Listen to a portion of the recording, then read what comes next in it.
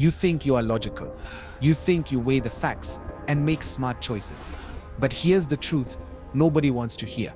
Every decision you have ever made was filtered through your emotions first. Your brain lies to you. It tells you that you are thinking clearly, but what's really happening is your emotions are pulling the strings like a puppet master.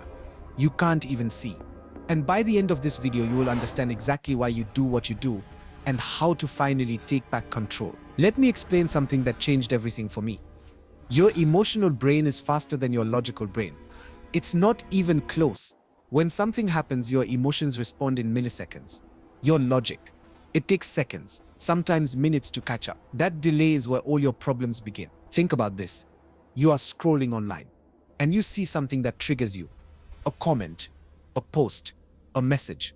Before you can even think, your heart rate spikes, your chest tightens, and suddenly you are angry. Now here's the important part.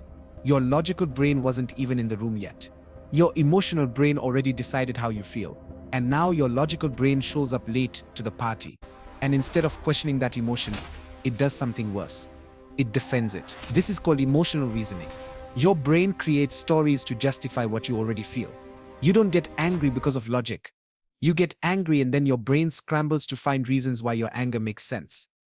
This happens with everything: fear, jealousy, greed, excitement. Your emotions make the call, and your logic becomes the lawyer defending it in court.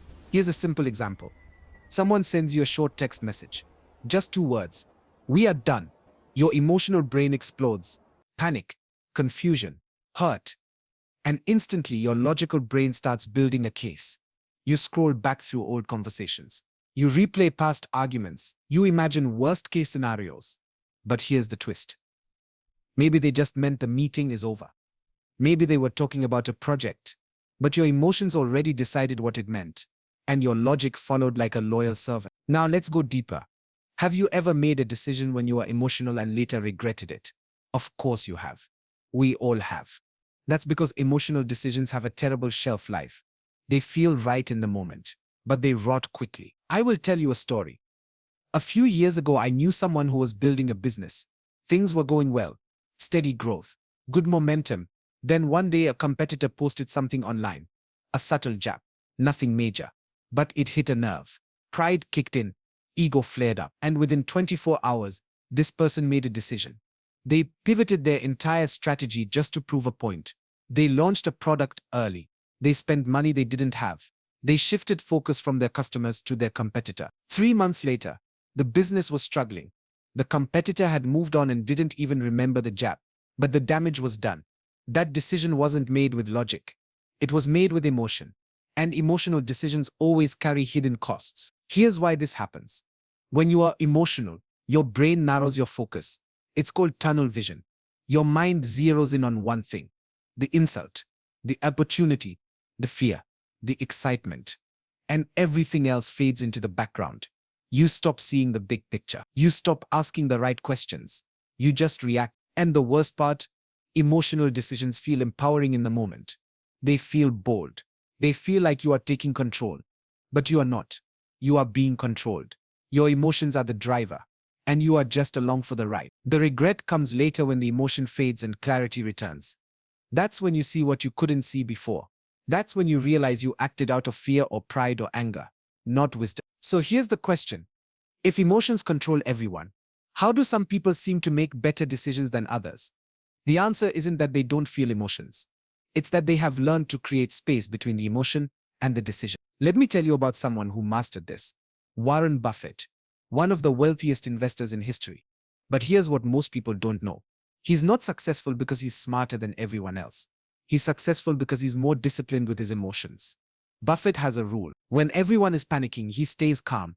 When everyone is euphoric, he stays cautious.